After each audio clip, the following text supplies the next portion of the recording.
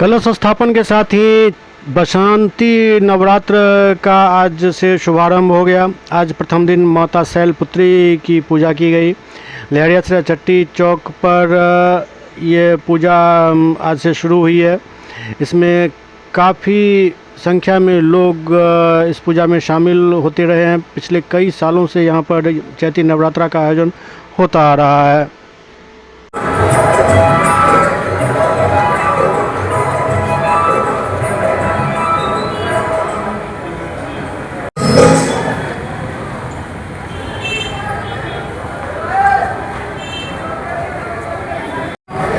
बसंती नवरात्रा पूजा का आइ कलश स्थापन छियै। की कहबै केना केना पूजा छनि माता के? देखियो, सबसे पहले तो हम कह चाहब कि 1968 से लगातार एहिठाम पूजा लगातार भए रहल छै और आइ माँ के प्रथम दिवस छियै। ओना आइ पंचांग के अनुसार प्रतिपदा भोर तक छलै, ओहिके बाद जे छै से आइ आधे भोर तक अमावस्या छलै, आब प्रतिपदा भए गेलै। ओहिके बाद हमरा लोकनि कलश स्थापन केलहुँ हन। आइ प्रथम शैलपुत्री पूजा भेलनि हन। 24 के बिलवा निमंत्रण के कार्यक्रम हेतै।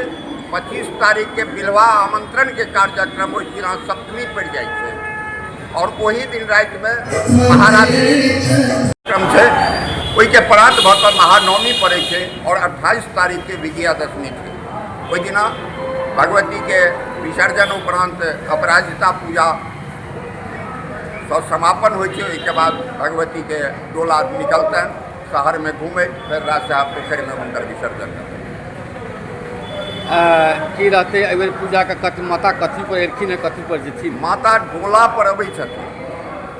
डोला के बड़ खराब विधान छै जे डोलायां मरण ध्रुवम। देश में बहुत मारकाट खोलना चिलना सब हैत और भगवती पाँव पैदल जाइ छथिन तऽ बाढ़ि भूकंप इत्यादि के सेहो संभावना छै।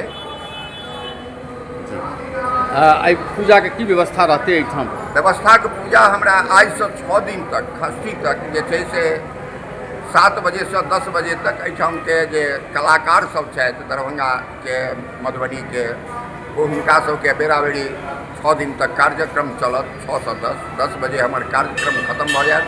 10 बजे माँ के आरती भऽ कऽ समापन प्रत्येक दिन हैत। की शुभ नाम भेलै अपने? मदन कुमार झा मधु। कतऽ ई पूजा भऽ रहल छै? शिवाजी चौक चट्टी, लहरियासराय स्टेशन के बगल में।